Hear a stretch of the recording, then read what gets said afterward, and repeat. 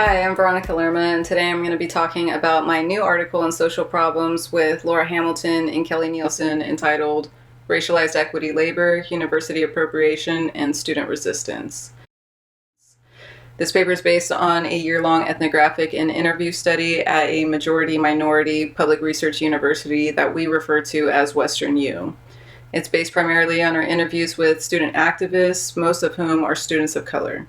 We offer the term racialized equity labor to describe the often uncompensated efforts of people of color to address racial inequality and marginalization in their organizations. The burden typically falls on people of color, and also because institutional whiteness ensures that even at majority-minority institutions, people of color still feel like outsiders and unaccepted in these spaces. And these efforts are more appropriately described as labor and not work because work implies payment, and again, these efforts often went undercompensated or not compensated at all.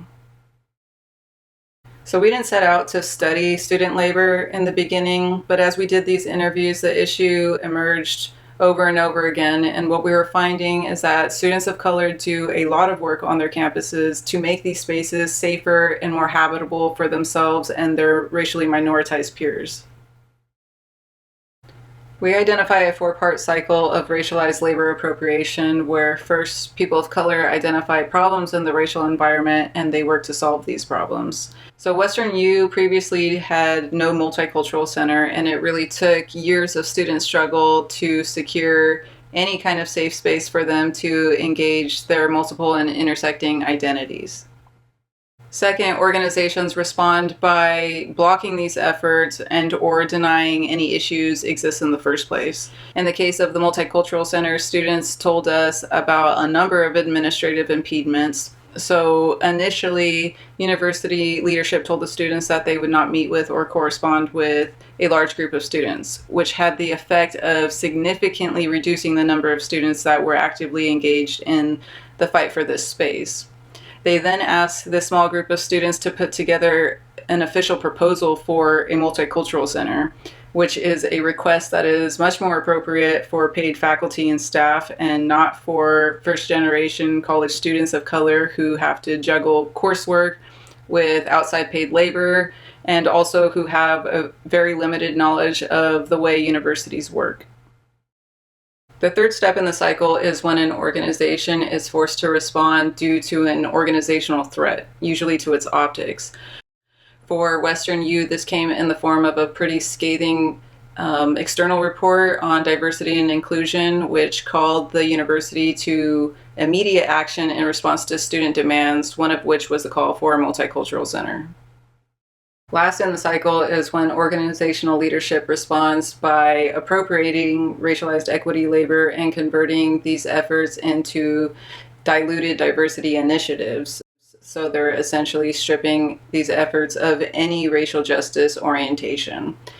So when the university leadership announced plans to open a multicultural center, they actually changed the name of the space. They made no mention of the student labor that went into this space, and certainly no mention of their active resistance towards opening this space. Students of color resisted, and they resisted in a number of ways.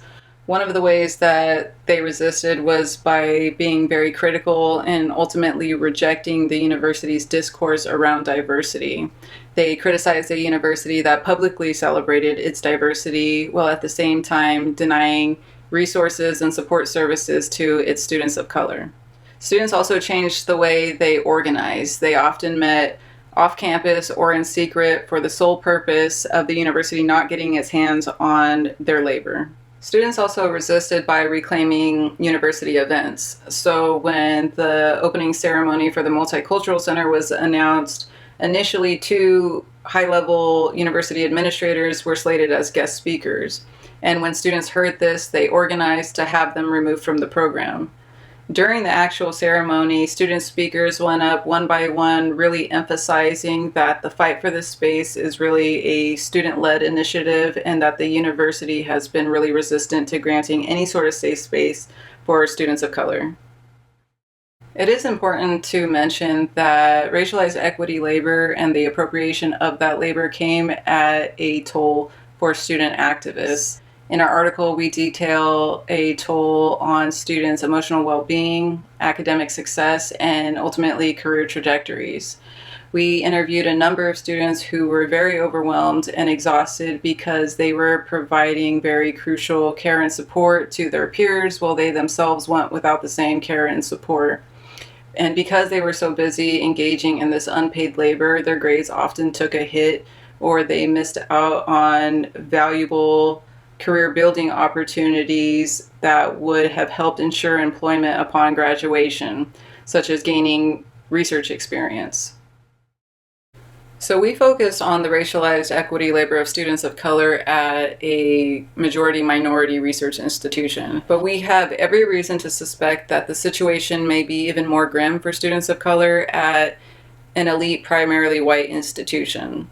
On the other hand, if schools offer supportive infrastructure such as multiple cultural centers that operate semi-autonomously and are fully and effectively staffed, we believe that the burden of racialized equity labor on students of color would be significantly reduced.